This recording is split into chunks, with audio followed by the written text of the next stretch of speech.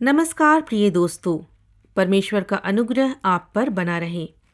आशा है आप कुशल पूर्वक हैं।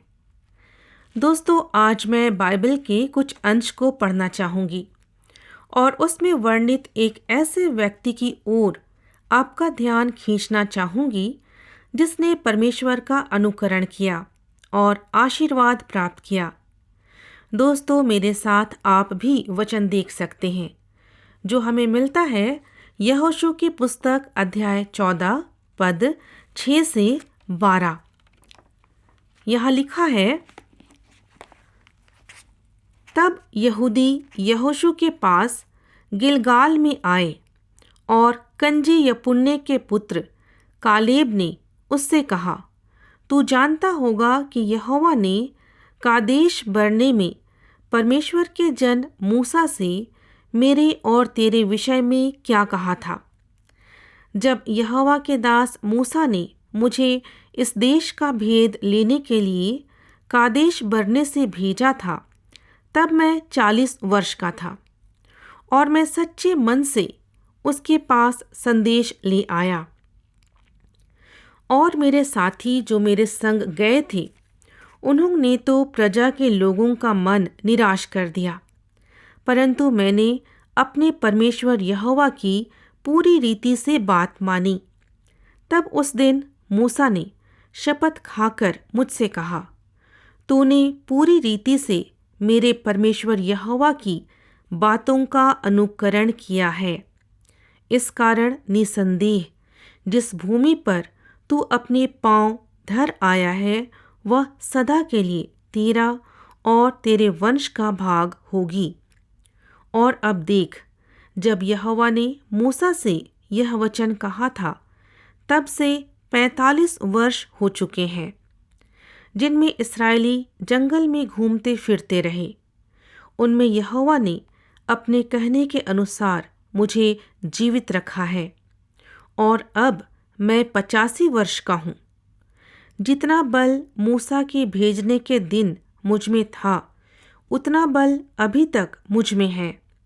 युद्ध करने या भीतर बाहर आने जाने के लिए जितनी उस समय मुझ में सामर्थ्य थी, उतनी ही अब भी मुझ में सामर्थ्य है।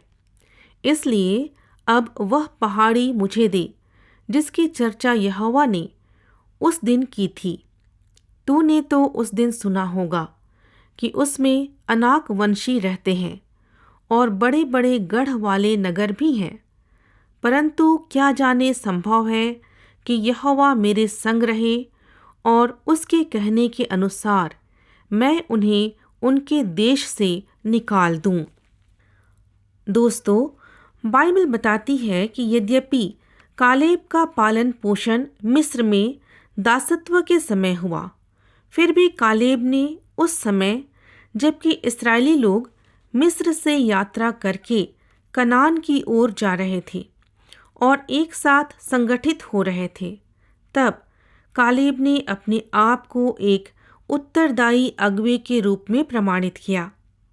जब 40 वर्ष बीत गए और एक नई पीढ़ी आ गई और लोग कनान में प्रवेश करने पर थे, तब मूसा ने प्रत्येक गोत्रों में से एक एक व्यक्ति को चुना कि वह नए अगुवे यहोशू और महायाजक एलियाजर को देश के विभाजन करने के लिए सहायता दे।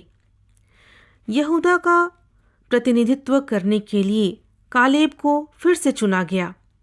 इसका वर्णन आप गिनती की पुस्तक अध्याय 34 पद 16 से 19 में पाएंगे।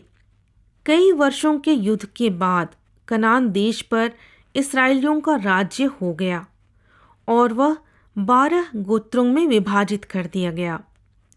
कालेब की आयु इस समय 85 वर्ष थी, परंतु वह अपना विश्वास और साहस दिखाने के लिए ऐसे तैयार था जैसे वह 45 वर्ष पहले था।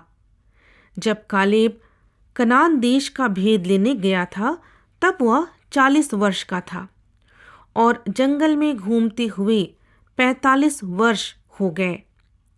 कालेब की निर्भयता ने दूसरों के विश्वास और साहस को बढ़ाने में सहायता दी। दोस्तों, जब हम कालेब के जीवन की विशेषताओं को देखते हैं तो पाते हैं कि वह साहसी और विश्वस्त था। वह परमेश्वर का अनुकरण करता था। समर्पण, आज्ञाकारिता और परमेश्वर के भय का आत्मा उस पर निवास करता था। जैसा कि मूसा ने भी उसके विषय में कहा कि तूने पूरी रीति से मेरे परमेश्वर यहोवा की बातों का अनुकरण किया है। इस कारण निसंदेह जिस भूमि पर तू अपने पांव धर आया है वह सदा के लिए तेरा और तेरे वंश का भाग होगी। दोस्तों, इस प्रकार से बाइबल में हम ऐसे बहुत से लोगों को पाते हैं जिन्होंने परमेश्वर की उपस्थिति और उनकी सामर्थ पर भरोसा किया, उनकी प्रतिज्ञा पर विश्वास किया और उनका अनुकरण किया। आज हमारी बारी है कि हम परमेश्वर पर भरोसा और विश्वास करते हैं कि नहीं। हम परमेश्वर की बातों का अनुकरण करते हैं या नहीं, विचार करें।